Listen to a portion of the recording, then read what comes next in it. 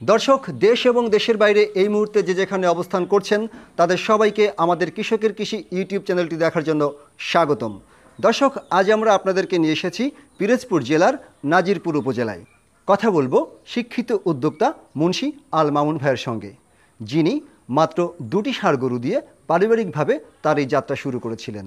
আর সেই 2টি গরুর লাভ লসের হিসাব করেই তিনি এই বিশাল আকারের বাণিজ্যিক ষাঁড় গরুর খামারটি গড়ে তুলেছেন।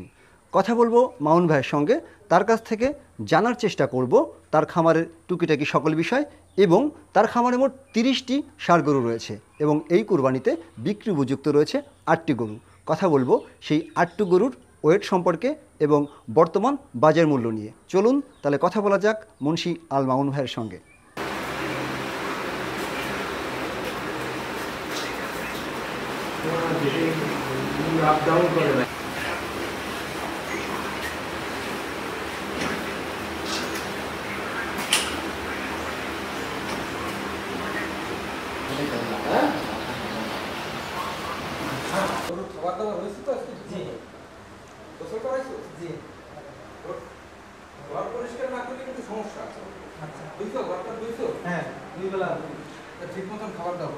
আসসালামু আলাইকুম মামুন ভাই।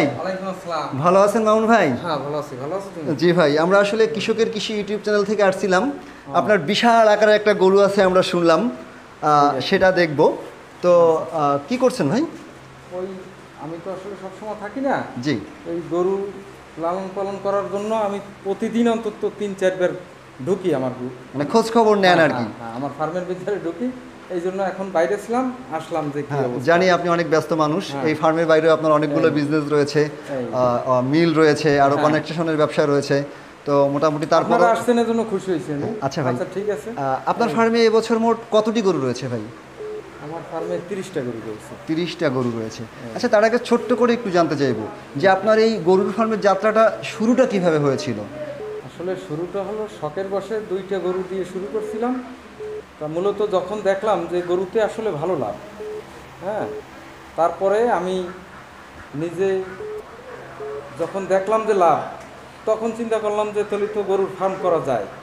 সঠিক প্রক্রিয়ায় যদি গরুর ফার্ম করা যায় তাতে অবশ্যই এ থেকে ভালো লাভ করা সম্ভব। তাই আমি এই গরুর ফার্ম। আপনি একটি ভালো কথা বলেছেন যে আসলে অনেকে বলে যে গরুর ফার্মে লস মূলত হলো পদ্ধতিটা যদি সঠিকভাবে প্রয়োগ করা যায় তাহলে গরুর ফার্মে অনেক ভালো লাভ করা সম্ভব। বিষয় সেটা যে সঠিক পদ্ধতিতে যদি দেশীয় পদ্ধতি, ঘাস, তারপরে ধানের কুটা, হ্যাঁ, তারপরে সয়াবিনের ভুসি, এইগুলো খাওয়ালে ইনশাল্লাহ গরু অনেক ভালো ব্যবসা করা সম্ভব। যে গরুর খবর পেয়ে আপনার খামারে মূলত এসেছি, সেই বিশাল আকৃতির হাতির মতো দেখতে। আচ্ছা, গরুটির কোনো নাম রয়েছে কিনা মামুন ভাই? হ্যাঁ, নাম একটা রাখছি আমি। আচ্ছা, নামটি যদি আমাদেরকে একটু বলতেন। নাজিরপুরের কালামানিক।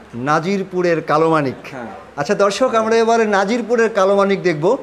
যে গরুর খবর পেয়ে আমরা ছুটে এসেছি এই মুন্সি আল মামুন ভাইয়ের এই ষাঁড়ের গরুর খামারে, ষাঁড়ের খামারে। চলুন তাহলে আমরা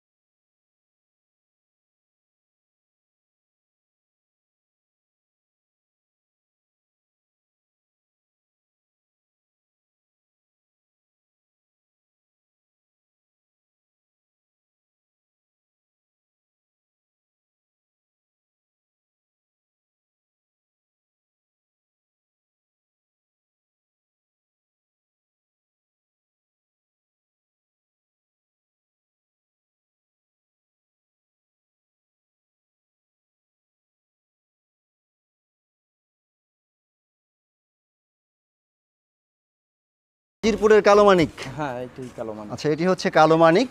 এর ওয়েট রয়েছে 800 কেজি। 800 মাইনাস আর কি। 800 মাইনাস 800 কেজির কাছাকাছি। কাছাকাছি। আচ্ছা, আমি যদি আপনার ছিনের মাপটা জানতে চাই এবং টোটাল মাপটা ফিতে দিয়ে আপনি কি আমাদেরকে একটু মেপে দেখাতে পারবেন? অবশ্যই অবশ্যই। আচ্ছা, তাহলে একটু দেখান আমাদেরকে মেপে। আসো। তুমি ওই পাশে যাও। 7 ফুট প্লাস, 7 একটু বেশি। আচ্ছা, মামুন ভাই কত হলো? 7 ফুটের একটু বেশি। আচ্ছা, 7 ফিটের একটু বেশি। এই। এটা ছিনার মাপটা। হ্যাঁ, সিনার। আচ্ছা, এবার আমরা হাইটটা দেখব। হাইট। হাইট মাপা হয় না, দেখি আমরা লম্বাটাও দেখব, হাইটটা দেখ। হাইটটাও দেখব। এটা ওয়েট অনুমান করার জন্য না, আমরা জাস্ট গরুর হাইট যে কত বড় গরু সেটা দেখার জন্য। যারা মাংসের অনুমান করবে তারা সিনার মাপ এবং লম্বার মাপটা দিয়েই করবে। আমরা হাইটটা দেখব। 8 হাইট হবে 5 ফুট। 5 না 7। হাইটের মাপ হলো এইখান 5 ফুট হবে। ভাই আরো নিচে দাও। দাঁড়াও দাঁড়া দাঁড়া। 8 8 8 8 9 ফিট। হ্যাঁ, 9 ফিট। 9 না না 9 ফিট হবে কেন? 5 feet, sorry 5 feet 5 feet height. Height, 5 feet. আচ্ছা, লম্বাটা দেখবো আমরা এবার। লম্বা। ওই কোন হাইট? দাঁড়া দাঁড়া। এই জায়গা দাও। না না ও জায়গা না। এই যে ঠিক মতন ধরো। এখানে ঠিক মতন। ওই যে চেয়ারম্যান সাহেব যে পর্যন্ত বলতেছে থুতু পর্যন্ত বলতেছে। না না না থুতু পর্যন্ত। এই যে এলবো হাড়। আচ্ছা, এলবো বলেন কত? এখানে হলো দে আবার ধরো ঠিক মতন ধরো। 5 ফুট 10 ইঞ্চি। 5 ফুট 10 ইঞ্চি হচ্ছে লম্বা। হ্যাঁ হ্যাঁ। আচ্ছা, আর ছিনের মাপ কত পেলাম? 7 ফিট। 7 ফিট। 7 ফিটের একটু বেশি। আমরা 7 ফিট আমরা আচ্ছা, ধরবো। আমরা 7 ফিটই ধরবো। তাহলে সিনা হলো 7 ফিট আর লম্বা হচ্ছে 10 ফিট। লম্বা 5 ফিট 10 ইঞ্চি। 5 ফিট 10 ইঞ্চি লম্বা। হ্যাঁ। আর সিনার মাপ হচ্ছে 7 ফিট। 7 ফিট। 7 ফিট। আচ্ছা দর্শক, আমরা গরুটির ফিতার মাপও জেনে নিলাম। অলরেডি আপনাদেরকে জানিয়েছি যে গরুটির ওয়েট রয়েছে 800 কেজি প্রায়। 800 কেজি। 800 কেজি প্রায়। 800 কেজি প্রায়। আচ্ছা, 800 কেজির কাছাকাছি। এবং আপনাদের ক্যালকুলেশনের জন্য আমরা মাপটুই দিয়ে দিয়েছি। তো মামুন ভাই, আপনি এই গরুটি লালন পালন করতে কোন পদ্ধতি অবলম্বন করেছেন? আসলে গরু মোটাতাজাকরণে অনেক পদ্ধতি রয়েছে, তা আপনি কোন পদ্ধতি অবলম্বন করেছেন? আমি মূলত দেশীয় পদ্ধতিতে খোল কুড়া ভুসি, যেমন সয়াবিনের ভুসি, তারপরে ধানের কুড়া, গমের ভুসি, তারপরে ধানের কুটা, মূলত এইগুলোই আমি ব্যবহার করেছি দেশীয় পদ্ধতিতে। কাঁচা ঘাস, তবে পর্যাপ্ত কাঁচা ঘাস খায় আর কি, খায়, মানে মুখে প্রচুর রুচি রয়েছে এবং প্রচুর কাঁচা ঘাস খাইছি আমি অনেক বেশি। এই আসলে দেশীয় পদ্ধতিতে না না আমি কোনো রাসায়নিক আমি ব্যবহার করিনি। এটা দেশীয় পদ্ধতিতে ওই খোল কুড়া ভুসি কাঁচা ঘাস। হ্যাঁ, মোটাতাজাকরণের জন্য কোনো ইনজেকশন ব্যবহার করেছেন কিনা? কোনো ইনজেকশন ব্যবহার করি নাই। আমি ওই ভাতের মানে খুদের জাউও আমি একে খাওয়াইছি। আমার থেকে ভালো বলতে পারবে নাজিরপুর থেকে প্রাণী সম্পদের যে ম্যাডাম, উনি আমার থেকে ভালো বলতে পারবে, ওনার কাছ থেকে শুনুন। ধন্যবাদ। আমি শাহনাজ পারভিন, উপসহকারী প্রাণী সম্পদ কর্মকর্তা, নাজিরপুর। এই বাছুরটি একদম মামুন ভাইয়ের আতালেরই বাছুর। আমি ছোটোবেলা থেকে এই বাছুরটা দেখভাল করছি। তার লালন পালন বিষয় সম্পর্কে সবসময় মামুন ভাইকে অবহিত করছি এবং এইটাকে কোরবানির জন্যে তৈরি করার জন্যে আমি প্রতিনিয়ত এর মনিটরিং করছি। এর নিরাপদ কোরবানিতে যাতে মানুষ নিরাপদ মাংস পায় সেই উদ্দেশ্যে একে কোনো স্টেরয়েড জাতীয় ঔষধ ইনজেকশন ব্যবহার করা হয় না। একে শুধুমাত্র দানাদার খাবার, সুষম খাবার, বিশুদ্ধ পানি এবং খড় কুটা কাঁচা ঘাস এর মাধ্যমে লালন পালন করার মাধ্যমেই গরুটি এইভাবে আজকে রূপ নিয়েছে। শুধুমাত্র আমাদের পরামর্শ মতো মামুন ভাই চলছে এবং যেভাবে লালন পালন করা দরকার স্টেরয়েড ছাড়াই গরুটা আল্লাহর রহমত এই পর্যন্ত এইভাবে আসছে। আশা করি যেই গরুটি কিনবে আশা করি সে নিরাপদ মাংস কোরবানিতে পাবে। আসলে আপনারা যদি প্রাণী সম্পদ দপ্তর থেকে আপনাদের যে পরামর্শ সেলটি রয়েছে, প্রাণী সম্পদ থেকে কোনো পরামর্শ খামারিকে দেওয়া হলে আমার মনে হয় সেখানে ইনজেকশন ব্যবহার কোনো পরামর্শ আপনারা দিবেন না না স্টেরয়েড জাতীয় কোনো ইনজেকশন দেওয়া যাবে না, কিন্তু সামান্য ভিটামিন ক্যালসিয়াম এইগুলো ওদের ব্যবহার করতে হবে, নাইলে ওদের হাড়ের গঠন হবে না, তারপরে ওদের খাবারের রুচি থাকবে না, মেটাবলিক ফাংশনটা ভালো থাকবে না। এই কারণে যে সমস্ত আর কি ভিটামিন ক্যালসিয়াম জাতীয় ইনজেকশন, মিনারেল এইগুলোই ব্যবহার করা হয়, কিন্তু স্টেরয়েড জাতীয় যেটা মানুষের জন্য ক্ষতিকর এবং সমাজের জন্য ক্ষতিকর এই জাতীয় কোনো ঔষধপত্র একে ব্যবহার করা হয়। আপা আপনাকে অনেক ধন্যবাদ। আজকে এই প্রতিবেদনটি করতে এসে যদি আপনাকে না পেতাম, মামুন ভাইয়ের কথা কিন্তু অনেকে বিশ্বাস করতে চায় না। বিশ্বাস করে। খামারে কিন্তু তার প্রশংসা তার ভালো বলবেই, হ্যাঁ, ইনজেকশন এর দিলেও নিয়ম, হ্যাঁ, দিলেও বলবে দেয়নি। দেয়নি। কিন্তু যেহেতু আপনারা এবং আপনার তত্ত্বাবধানে একটি দিকভাগ হয়েছে এবং আপনাদের পরামর্শ অনুযায়ী উনি দানাদার খাবার সুযোগ খাইয়েছেন, এবং প্রাণী সম্পদ থেকে এমন কোনো পরামর্শ দেওয়া হয় না যাতে এই গরু কুরবানিতে যারা খাবে তাদের কোনো ক্ষতি হবে না। আমি জানি সব সময় জনগণের কথা চিন্তা করে, পাবলিকের কথা চিন্তা করে আপনারা পরামর্শ দিয়ে থাকেন। শুধুমাত্র এতে ভ্যাকসিনেশন করানো হয়েছে এবং ডিওয়ার্মিং করা হয়েছে।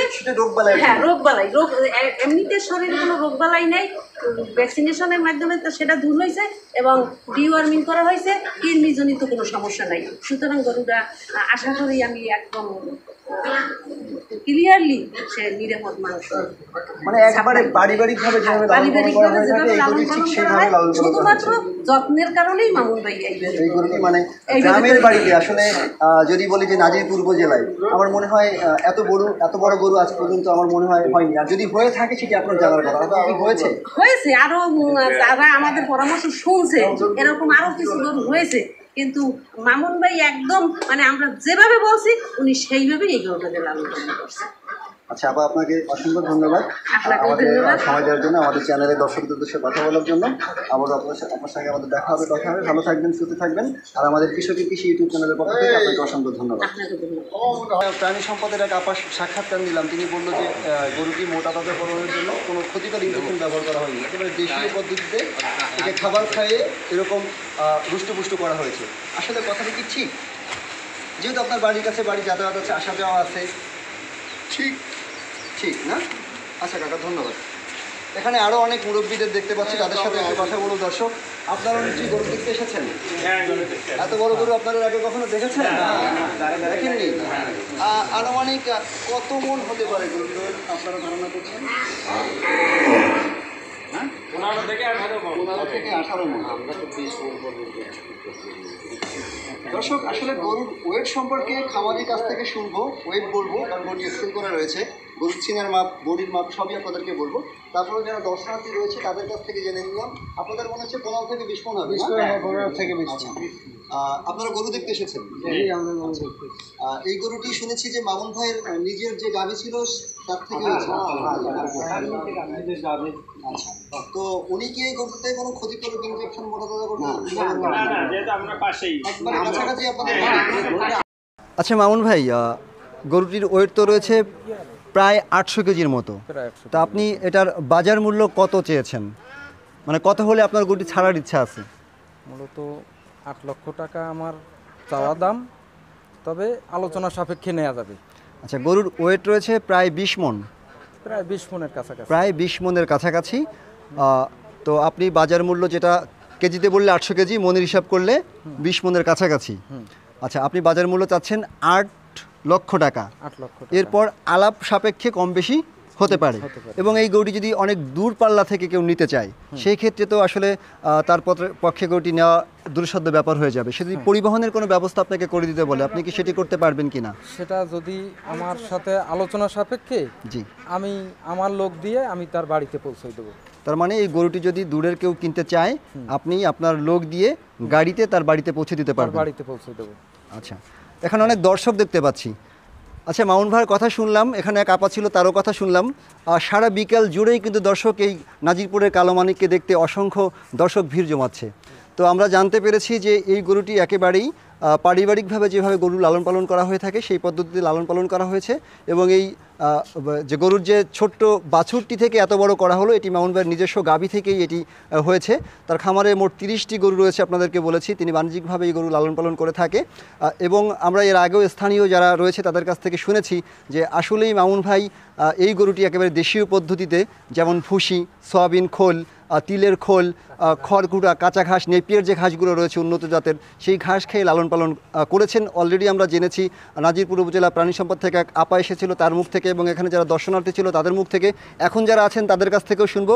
এখানে দেখতে পাচ্ছি যে আমাদের 1 নং মাটিভাঙ্গি ইউনিয়নের সাবেক চেয়ারম্যান মুন্সি মোশাক আলী রয়েছে, তার কাছ থেকে জানতে চাইব যে চেয়ারম্যান সাহেব, আসলেই কি মামুন ভাই গরুটি দেশীয় পদ্ধতিতে লালন পালন করছে নাকি কোনো ইনজেকশন ব্যবহার করছে, আমাদেরকে ফাঁকি দিয়ে সেটি বলতে চাচ্ছে না? আপনি কি এই বিষয়ে কিছু আমাদের বলবেন যদি জেনে থাকেন? আমার জানা মতে মুন্সিয়াল মামুন এই গরুটি একবারে নিজস্ব পারিবারিক কায়দায় লালন পালন করেছে। এই গরুকে কখনো রাসায়নিক খাবার বা ইনজেকশান কোনো কিছুই ব্যবহার করা হয় নাই। এটি একটি উন্নত প্রজাতির গরু এবং তার মামুনের গোয়ালেই এটা জন্ম নিয়েছে। তাকে পারিবারিক পদ্ধতিতেই দেশের কাঁচা ঘাস, নেপিয়ার ঘাস, খড়কুটা, খৈল, ভুসি, তারপর পায়েস, মানে চাউলের বা খুদের পায়েস রান্না করে খাওয়ানো হয়েছে। এখানে কোনো মেডিসিন বা ইনজেকশন কোনো কিছুই ব্যবহার করা হয় নাই। আচ্ছা, ধন্যবাদ চেয়ারম্যান, ধন্যবাদ চেয়ারম্যান সাহেব আপনাকে। আচ্ছা, আপনি কি নাজিরপুরের যে কালোমানিক নাম দিয়েছে মামুন ভাই, এর আগে কি এত বড় গরু দেখেছেন আপনি আপনার নাজিরপুর অথবা আপনার মাটিভাঙ্গা ইউনিয়নে? জ্ঞান এবং বিশ্বাস মতে আমি এত বড় গরু আমাদের নাজিরপুরে কেউই জন্মাতে পারেনি। তো এই গরু আমি আরও 2-3 বার দেখেছেন? দেখেছি, আচ্ছা, দেখতে এসেছি এবং মামুনকে পশু সম্পদ বিভাগের থেকে যুক্তি পরামর্শ নিয়ে আদর্শিক কায়দায় এটা লালন পালন করার জন্য তাকে অনুরোধ করা হয়েছে। আচ্ছা, ধন্যবাদ চেয়ারম্যান সাহেব আপনাকে। আপনারাও কি গরু দেখতে এসেছেন? মামুন ভাই তো গরুটি একদম দেশীয় পদ্ধতিতে লালন পালন করছেন নাকি? আচ্ছা মামুন ভাই, আমরা যে নাজিরপুরের কালোমানিকটি দেখলাম, আসলে অনেক কথা জানা হয়েছে, তার মধ্যে একটি কথা আসলে বাকি রয়ে গেছে। এটি কি জাতের গরু? এই ব্রিডটা আসলে কিসের? মূলত শাহিওয়াল গরুর পেটে জি, ওই ব্রাহ্মা জাতের ক্রস। আচ্ছা, ব্রাহ্মা জাতের ক্রস শাহিওয়ালের পেটে। ওর শিংয়ের স্টাইলটা কিন্তু আসলে অসাধারণ, মানে একটা মানে অস্থির দেখতে, কিন্তু আমার ভীষণ ভালো লেগেছে শিংয়ের ডিজাইনটা। এটি কিন্তু ব্রিডের কারণে হয়েছে। আপনি যে বললেন যে ব্রাহ্মার যে বীজটা ছিল আপনার, ওর মাটা হলো কি ছিল? শাহিওয়াল এবং ব্রাহ্মার ক্রোজে কিন্তু এই আপনার ওর ইয়াটা আসছে, এবং এর মা এর থেকেও অনেক বড় ছিল। মাকে বিক্রি করে ফেলেছেন। সেমন ভাই, যদি আপনার কাছে সংক্ষেপে জানতে চাই, যে অনেক খামারি যারা আজকে প্রতিবেদন দেখবে আসলে জানতে চায়, আগ্রহ থাকে, যদিও আজকে কোরবানি আমাদের প্রতিবেদন, কোরবানির গরু নিয়ে প্রতিবেদন, দাম নিয়ে প্রতিবেদন, তারপরে সংক্ষেপে যদি আপনি বলেন যে গত বছর আপনার কোরবানিতে মোট কয়টি গরু ছিল? গত বছর আমার 15টি গরু বিক্রি হয়েছে। গত বছর আপনার এরে গরু মানে ষাঁড় গরু 15টা গরু আপনি বিক্রি করেছেন। যদি সমস্ত খরচ বরচ বাদ দিয়ে, কর্মচারী বেতন, খাবার খরচ, সব কিছু অল এভরিথিং বাদ দিয়ে আপনার কত টাকা প্রফিট হয়েছিল এই 15টা গরুতে? মূলত আমি 8 মাস পালছি, তো 8 মাসে আমার প্রায় 4 লাখের কাছাকাছি আমার লাভ হয়েছে, সমস্ত কর্মচারী বিল টিল দিয়ে, সব কিছু বাদ দিয়ে। অনেকে যে বলে যে এই যে ষাঁড় গরুতে লাভ নেই, কথাটা কি ঠিক? না, এটা ঠিক না। যদি সঠিক প্রক্রিয়ায় কেউ গরু লালন পালন করে সে অবশ্যই লাভবান হবে, তবে কেনা লাগবে বুঝে, যদি কেনা যায়, জাতটা ভালো হতে হবে, পরিচর্যা সঠিক হতে হবে, তাহলে গরুতে কোনো লস। এবং আমার কোটি টাকা আছে, আমি কর্মচারীর উপরে ছেড়ে দিলাম, সেই ক্ষেত্রে না, নিজের দেখভাল করা লাগবে, নিজের দেখভাল করতে হবে। আমি জানি যে আপনি প্রচন্ড ব্যস্ত মানুষ, এই ব্যবসার বাইরেও আপনার 3-4টা ব্যবসা রয়েছে, তারপরেও কিন্তু আপনি বলেছেন যে আপনি মিনিমাম 4 বার এই খামারে সময় দেন। এটি কিন্তু যে কোনো ব্যবসার একটি বিশেষ দিক। এটি যে ব্যবসা করতে গেলে যে আমি ঢাকা থেকে কোটি কোটি টাকা পাঠালাম ফার্মে, সেই ক্ষেত্রে কি ফার্মটা আসলে দাঁড় করা সম্ভব কিনা? না, সম্ভব না। মূলত দেখভাল না করতে পারলে এই ফার্মে আসলে ওই রকমের, মানে যারা বলছে যে গরুর ফার্মে লস হচ্ছে, তারা নিশ্চয়ই আপনার মতো দেখভাল করছে না।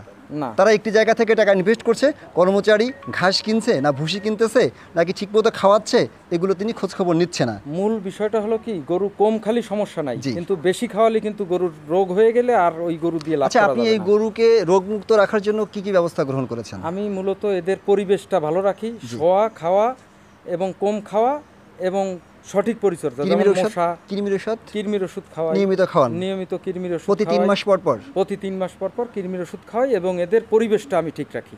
আচ্ছা, হ্যাঁ অনেক সময় কিন্তু এই পরিবেশটা ঠিক না রাখলে গরুর পা ওই যে কি যেন একটা রোগ বলে পায়ের নিচে গাড়ানো, হ্যাঁ, এর অন্য ভাষা কি আছে আমি জানি না, ওই রোগটা কিন্তু খুরা রোগ। খুরা রোগ, এটা হ্যাঁ। কিন্তু পরিচর্যার অভাবে সাধারণত হয়ে থাকে। হ্যাঁ, আপনার কি হ্যাঁ। কখনো হয়েছে? না, আমার এখন পর্যন্ত কোনো বড় রকমের কোনো রোগের আক্রান্ত আমার কোনো গরুই হয় না। আচ্ছা, আপনার এই গরুর ফার্মের যাত্রা কত বছর আগে থেকে? আমি মূলত 18 বছর আগে থেকেই আমি দুইটা একটা গরু দিয়েই শুরু করছিলাম। তারপরে তো ভালোবাসার থেকেই এই ব্যবসাটার আমি মানে মূলত পশুপ্রেম থেকেই আজকে পশুপ্রেম আপনার থেকেই বিশাল আসলে- আকারের বাণিজ্যিকভাবে হ্যাঁ, গরুর হ্যাঁ, খামার আমি তোলা। এটাকে আর ছাড়তে পারি নাই। আমি প্রায় 18 বছর আগে থেকেই আমি এই গরু পালি। মানে আপনি যখন থাকেন না, বাইরে থাকেন ব্যবসা, অন্য ব্যবসা নিয়ে, আপনার কি ইন্স্যুরেন্স রয়েছে আমি জানি, হ্যাঁ, হ্যাঁ। আপনার একটি বড় আকারের মিল রয়েছে, হ্যাঁ। তারপরে আপনি একটি অটো রাইস মিল করার চিন্তা ভাবনা করছেন, এত কিছুর মাঝে আপনি দেখাশোনা করছেন, কিন্তু আপনার বাইরে এই গরু কি অন্য কেউ তদারকি করছে কিনা? আপনার কর্মচারী 3 জন ছাড়া এই গরুর সম্পর্কে অন্য কেউ খোঁজ খবর নিচ্ছে কিনা? অটো রাইস না, একটা হাস্কিন মিল আছে আমার। আচ্ছা, আমার সরকারের সাথে আমার সেখানে ওই গোডাউনের সাথে ব্যবসা আছে, জি। হাস্কিন মিল। আচ্ছা, অটো আচ্ছা, রাইস হাস্কিন তো মিল। আসলে বিশাল ব্যাপার। আচ্ছা, অটো রাইস মিল করার আমি চিন্তা ভাবনা অটো করতেছেন রাইস সেটা আমি যদি আল্লাহ আমার ভাগ্যে রাখে। আচ্ছা, আমি হবে, যেটা জানতে এই চাচ্ছি যে আপনার কর্মচারী বাদে হ্যাঁ। তদারকির জন্য আপনার বাইরে অন্য কোনো লোক রয়েছে কিনা? হ্যাঁ, আমার আমার আমার অন্য লোক রয়েছে। আচ্ছা, কে সেই দায়িত্বটা পালন করে থাকেন? আহ, আপনার কর্মচারী ছাড়া আপনার পরিবারের, আপনার ঘরের, আপনার পরিবারের, হ্যাঁ আমার ছেলে, আমার স্ত্রী, এরাও আচ্ছা, গরুর দেখাশোনা করে। হ্যাঁ। মানে আমি যতদূর জানি যে আপনি যতটা দেখভাল করেন, হ্যাঁ। তার থেকে আমার যে ভাবি রয়েছে এই 30টা গরুর মোটামুটি দেখাশোনা কিভাবে কি করতে হবে, গোসল কখন করাতে হবে, না আপনার যে কর্মচারীদের যে নির্দেশনাটা, সেটা আপনার থেকে আমি যতদূর জেনেছি ভাবি বেশি করে থাকে। কথাটা কি ঠিক? হ্যাঁ, ঠিক। আচ্ছা আচ্ছা, সর্বশেষ মামুন ভাই আপনার কাছে জানতে চাইবো না, আপনি নতুন খামারি যদি খামার করতে চায়, গরুর খামার করতে চায়, তাদের উদ্দেশ্যে আপনি কিছু যদি বলতেন। নতুন খামারি ভাইদের উদ্দেশ্যে তাদেরকে আমি আমার শুভেচ্ছা জানিয়ে বলতে চাই, গরুর ফার্ম অবশ্যই একটা লাভজনক প্রতিষ্ঠান। যদি কেউ সঠিক প্রক্রিয়ায় গরু নির্বাচন করতে পারেন, সঠিক গরু, এবং প্রাণী সম্পদের যে ডাক্তাররা আছেন ওনাদের সাথে যদি আলাপ আলোচনা করে যদি আপনার কৃমির ওষুধ এবং বিভিন্ন ভ্যাকসিন যেগুলো আপনার ওই বিভিন্ন রোগ থেকে আপনার রক্ষা পাওয়া যায়, এগুলো যদি ডাক্তারদের সাথে আপনারা পরামর্শ করে আপনারা চিকিৎসা দেন, সঠিক কৃমির চিকিৎসা দেন, এবং এভাবে যদি আপনারা দেশীয় পদ্ধতিতে যদি আপনারা লালন পালন করেন, অবশ্যই এটা লাভজনক। এটা নিঃসন্দেহভাবে আমি বলতে পারি। আন্তরিক হতে হবে, পশুদের সাথে আন্তরিক হতে হবে, তাহলে অবশ্যই তারা আপনাকে কিছু দেবে, লস হবে না।